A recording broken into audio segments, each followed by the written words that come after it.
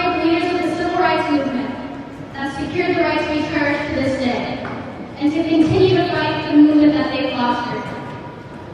Black history not only includes the achievements of our past, but the legacies that flourish from them. Black excellence is found in our student body, our teachers, our principals, our superintendent, and our very own representative, Ayanna Pressley. Black History Month is a celebration of who we are as African Americans and appreciating those who have paved the path for our very bright future. Thank you.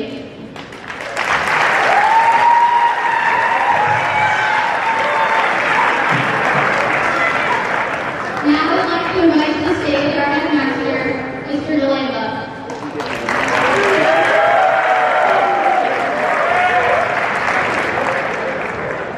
Thank you. I'd like to welcome everyone to our Black History Celebration Assembly. One thing that we always think about, we talk about being Mustangs. Well, Mustangs don't just come in one color. And Mustangs don't just come in one size or shape. And one thing that we have to recognize is how different we are, but how we come together to be alike. So I'd like to welcome everyone to the assembly, and please enjoy. Thank you.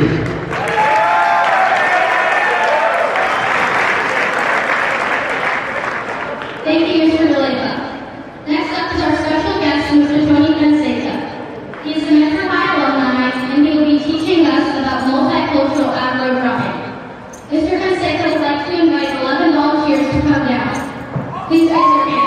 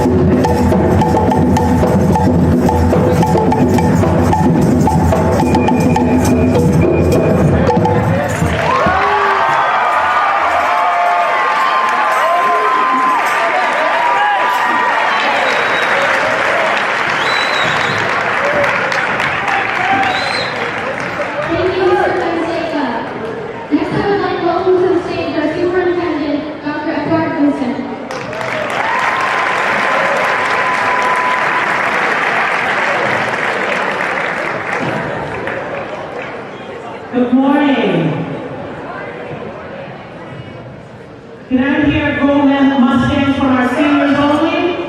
Seniors, Go Mustangs! Okay, the seniors represent. Good morning, I'm really excited to be here before you to share some reflections, a little bit of history with you, and talk about this wonderful celebration. So I recognized our students earlier today who were dressed in beautiful traditional African garb. And I myself am wearing, my shirt is from Morocco, so I'm representing North Africa today. And my jewelry is from Cote d'Ivoire, which is West Africa, Ivory Coast. And I'm wearing cowrie shells as earrings, which are also a common piece of jewelry worn in Africa. So I want to share some thoughts, some reflections with you, especially about Black history.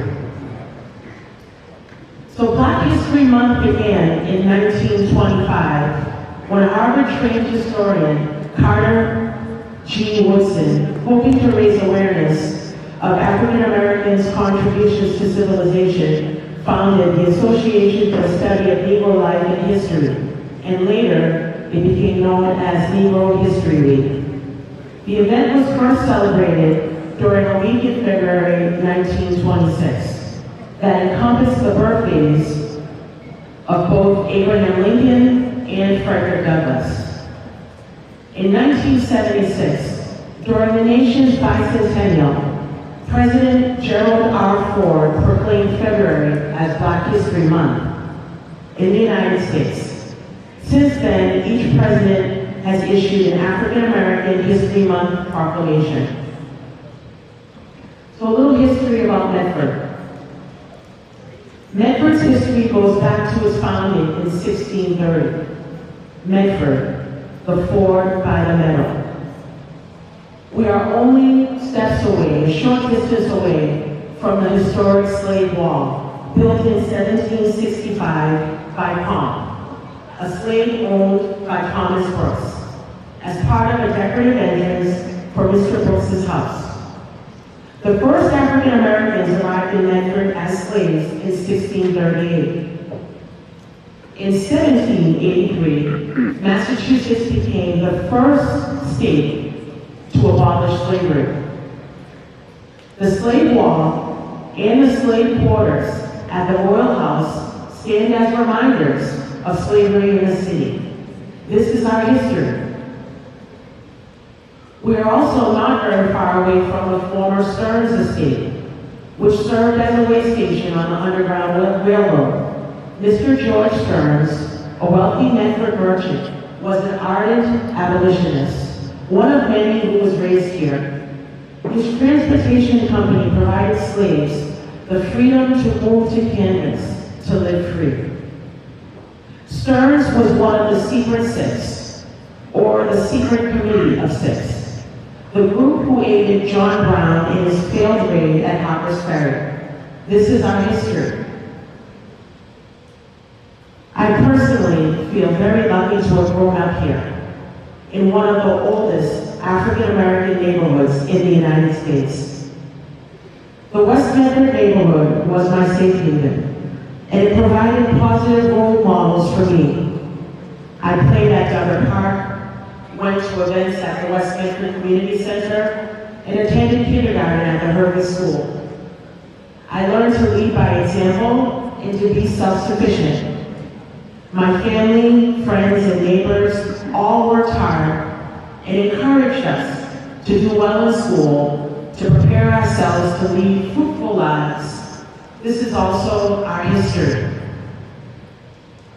Last year, during my 5th year as an instructional superintendent for the Boston Public Schools, I read that former superintendent, Mr. Roy Belson, was retiring. I could not believe it and jumped at the opportunity to apply, to possibly come home to lead our educational community. Being selected as your next superintendent of schools was the pinnacle for me. I'm honored to be following in the footsteps of those who laid the path before me. such as Madeline Duggar Andrews, Shirley Cummins, Carol Shopton, Ada and Jim Sherwood, and Gwen Blackburn. Educators and school committee members who came before me, laying the foundation that enabled me, as a first-generation Haitian American, to realize a dream of mine, to become the superintendent of schools in my hometown of Medford. Let this be a lesson to you. Never limit yourself. If you work hard, you can attain your dreams. When I began my duties here, I shared with my team my motto: we are one Medford, one district. United we stand, and divided we fall. In addition, I introduced my core values, called ACE: academic achievement for all, collaboration for all, and equity for all. In one of Dr. King's student papers at Morehouse College, he spoke about the function of education, which is to teach one to think intensively and to think critically. But intelligence is not enough. Intelligence plus character is the goal of true education. It is my strong belief that all of you can be educated, whether you might have a physical or emotional challenge, or if English is not your first language. The Medford Public Schools are here to prepare you to lead productive and rewarding lives, whether you want to pursue college or head right into a vocational or technical career. It is my strong belief that we provide all of you with a level playing field. Education is truly the key that opens doors of opportunity for all of you. I am proud that the Medford Public Schools provides opportunities for all of our students to shine. Let's think back just to a few weeks ago. The Patriots won the Super Bowl. Coach Belichick is known for saying, "Do your job." If you fight the good fight and never give up until the clock stops at zero, we can all achieve victory. The Patriots were the underdog, but they came out on top. Similarly, the abolitionists were underdogs, but in the end, they came out on top. And because of that, I'm able to stand before you as superintendent of Medford Public Schools today. My parents raised the 7 of us to have a strong work ethic and to believe that there is inherent goodness in the minds and hearts of all people, because education is the key to your future. I will try my best to keep that as key for all of you. Medford continues to evolve into a special place in which to live, work, and raise our families.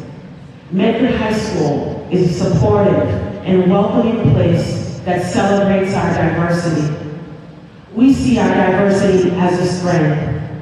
As Dr. King preached, the world must learn to live together as brothers and sisters, or perish together as fools. While the face of Medford is constantly changing, that face makes Medford a more livable, attractive, and welcoming place to be. Last night, I caught some of the Aretha Franklin special, and a song that Aretha had sung had been written by Nina Simone struck me. The lyrics are as important today as back then. To be young, gifted, and black. Oh, what a lovely, precious dream. We must begin to tell our young, the world's waiting for you. This is a quest that's just begun. To be young, gifted, and black is where it's at.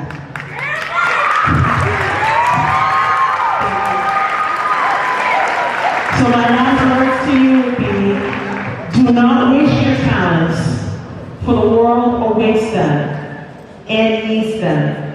Make the most of it. Take every opportunity presented to you. Never say you are not good enough. Show the world the Mustang way. Go Mustangs!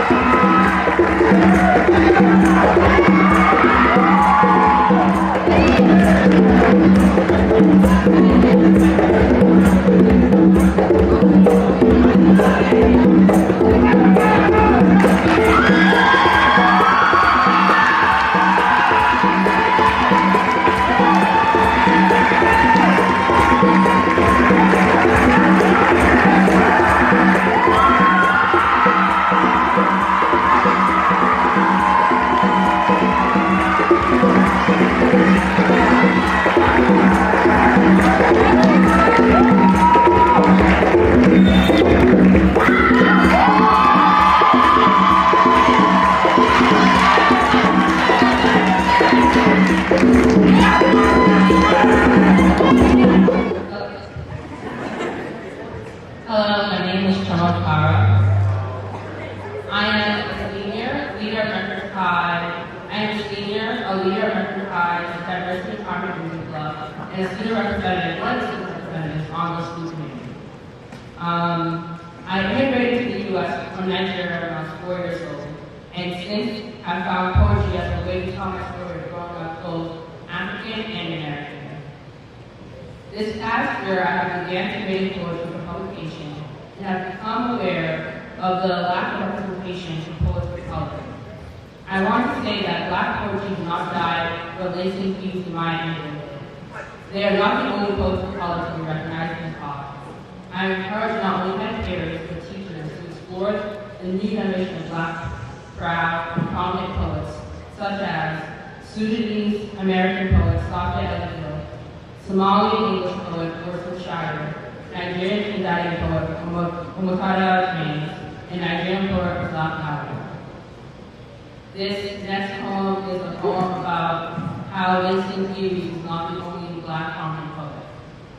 It's called I Ain't No Langston Hughes. You want me to play, pick up my cold fingers and make Black ink dance, while you reminisce about dead hollow nights from the Upper East Side. My words don't move like the jazz and the country villas parables, and because many already stand in blues, don't mean I can't have a slice of that one. You call me Ruby Brown because that's the only way to get me in their kitchen. Let me cook you my version of misery, show you where I get the Harlem nightclub, dance like I ain't got no home training, to a remixed Harlem night song. This be poetry, or eulogy, or jazz if you're drunk enough. But if Langston Hughes was me, and I was he, you still wouldn't let me study my song for darker. Thank you.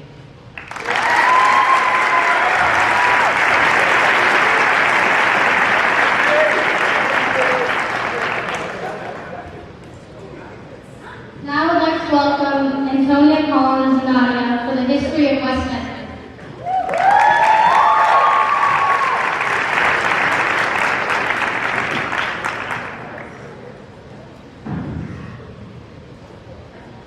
Hi everyone, I'm Antonia. I'm Nadia. And we're the presidents of the Black Student Union. So we both live in and grew up in West Memphis, a place that to you all probably just sounds like another section of the city. But for our families going back generations, West Memphis holds a whole other culture that's not found anywhere else in our city. West Memphis was one of the earliest places in the United States where African Americans could own houses and businesses. It was a stop on the Underground Railroad, and after the Civil War, hundreds and thousands of Black people began creating a community in the only area of the city they were accepted. When Black families started settling in West Memphis for the Great Migration, they settled mainly in just three streets: Jerome, Lincoln, and Arlington. This is the area I think of when I think of the word West Memphis. Baptisms were held along the Mystic River, and church services were held at Shallow Baptist Church. My dad always tells me stories about how it was for him growing up in West Medford when he was a kid. He remembers not being able to step foot in 70% of the city because he was Black. And every time we drive through East Medford, he still thinks it's crazy that he's able to enter without complete fear of being chased out. My dad and his side of the family also tell me what it was like for them growing up in West Medford. My dad tells me about the imaginary line marked by the same train tracks I walk over every day. He says that they used to mark where the Black side ended and the white side started. My grandmother also tells me that when she went to school in West Medford, the Black kids would have to take the music and swimming lessons. Our ancestors built the West Medford Community Center, and today it's used as a gathering place for yoga, dance, and after-school help for the kids, but not many people know its history. They built it as a gathering place, a place for activism, and really to try to build up the community. I live on Grove Street, grew up in the community center, and we can guarantee you, it's like a whole other world. My great aunt built the house I live in on Sharon Street, one street over from Jerome. My older cousin currently lives in the same house on Jerome Street that my great-great-grandfather moved into around 1870. Our parents and grandparents built the sanctuary in West Medford. From free slaves escaping to our streets on the Underground Railroad, to our parents going to Medford High during the race riots here, to finally me and Nadia and all of the other students in our student body who also live in West Medford. As the demographic of West Medford changes, it's important to never stop telling its history. And it's not just history, because we're still here, and we are West Medford.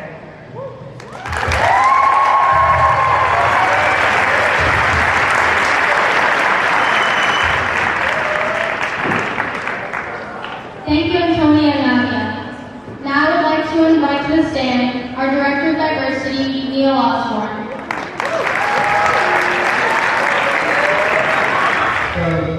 Good morning, Medford High Mustangs. I have the distinct honor to speak with you today because about 40 years or so ago, I was you. I was a student in this high school sitting in assemblies just like this. But one person I wasn't was someone with the courage to come before you and put on a program like this. So a big round of applause for your fellow students.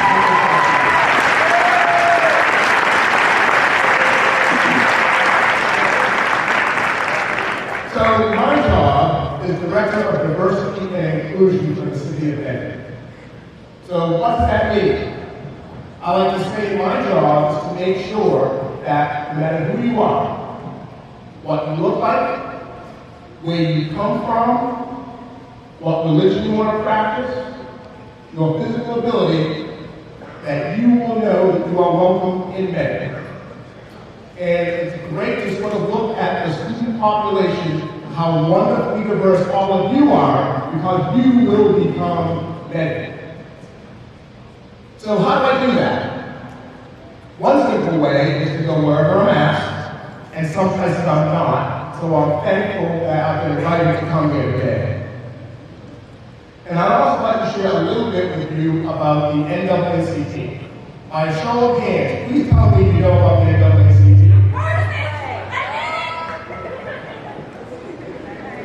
So the NAACP was founded in February 12, 1909. It is the nation's foremost, largest, and most widely recognized civil rights organization. It's more than 500,000 members and supporters throughout the United States and the world in the premier advocates of civil rights in their communities, leading grassroots campaigns for equal opportunity and conducting voter mobilization.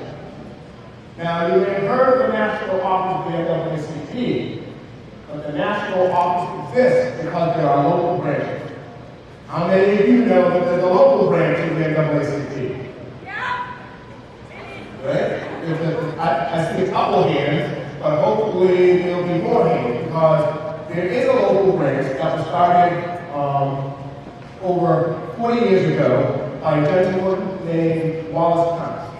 And I'd like to share a little bit about Wallace Kuntz because he was the very first branch president of the Medford branch of the NAACP, which is now the Mystic Valley branch of the NAACP.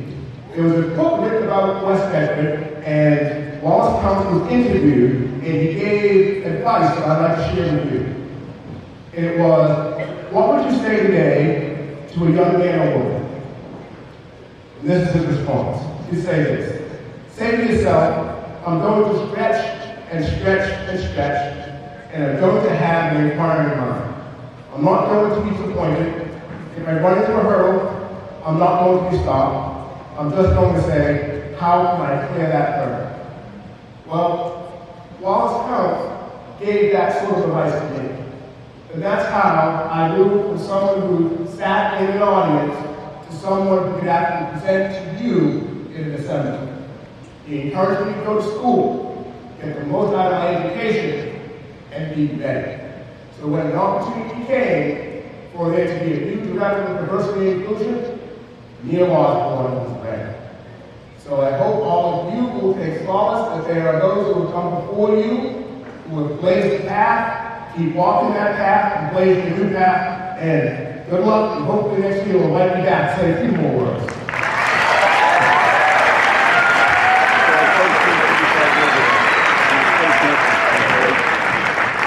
Thank you, Neil Osborne. And now we have a musical presentation by Edwins and Shane.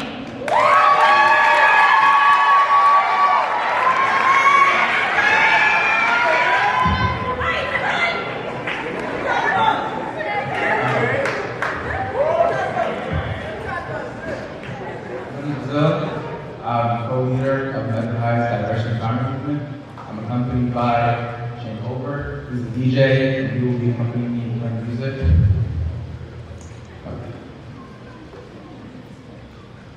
Influenced by the hardships of Reconstruction, the early folk singers told their stories through their music.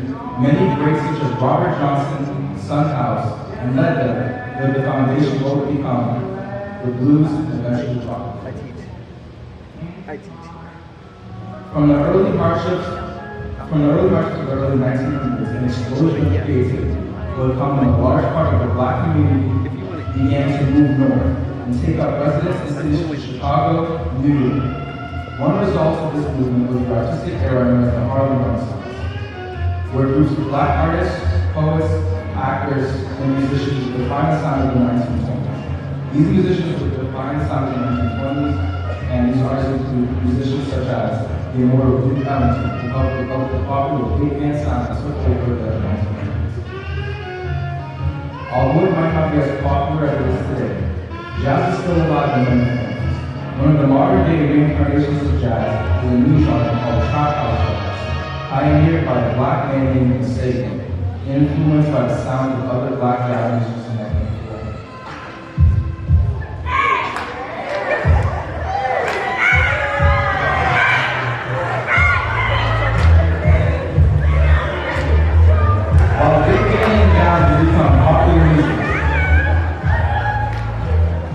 While big band and jazz has become popular music, many Black artists wanted to pay tribute to their roots.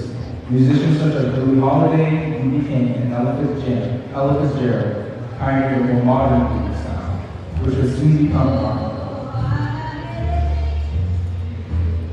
The modern blues sound has definitely evolved over the years, and because of that, we listen to a lot of songs that classify as blues that we wouldn't even recognize are blues. One of the Black artists that hold this genre up to this day is Sisqó. A lot of her most popular songs are built on the foundation of the really mellow and calm blues sound.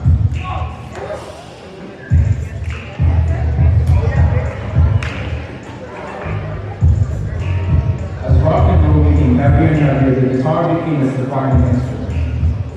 The rock and roll guitar sound defined his greatest virtuoso in Jimi Hendrix.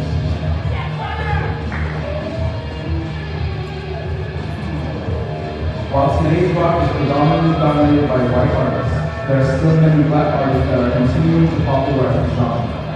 One of these artists include the now deceased XXXTentacion, whose sound is greatly influenced by the harsh and grungy sounds of rock and roll pioneered by the artists and their genres.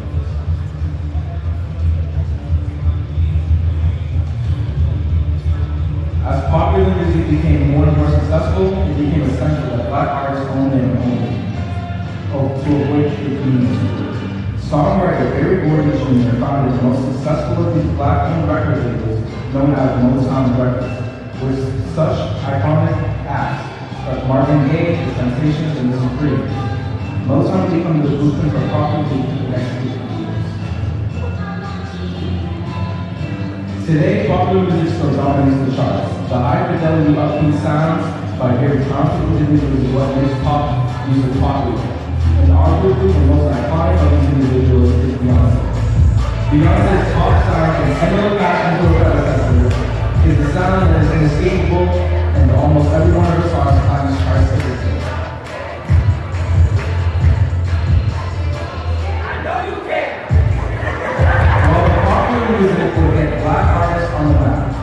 They would also play a part in civil rights movements of the 60s, as leaders like Dr. Martin Luther King, Malcolm X, and Angela Davis would become the speakers of the era. It was singer Sam Cooke who would perform the anthem that changes America.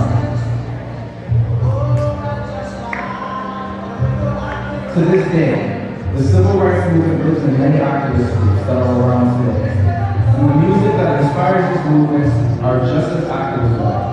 Although deceased for a few years now, artist Michael Jackson has produced a plethora of music surrounding unity and devotion to positive change in social justice, heal the world, and Black lives.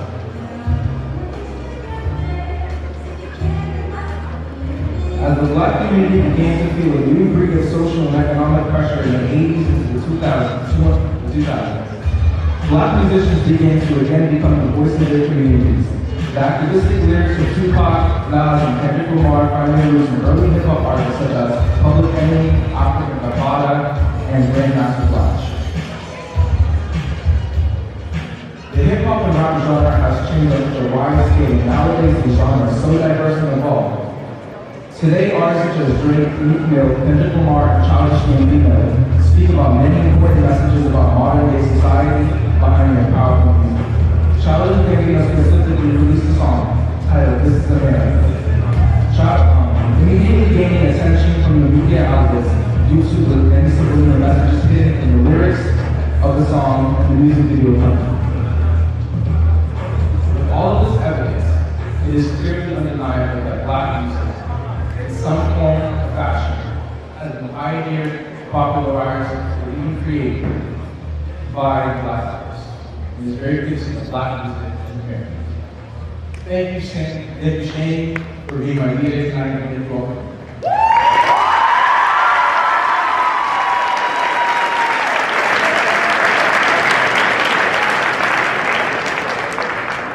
Black History Month is a celebration of who we are as African Americans, and thank you for celebrating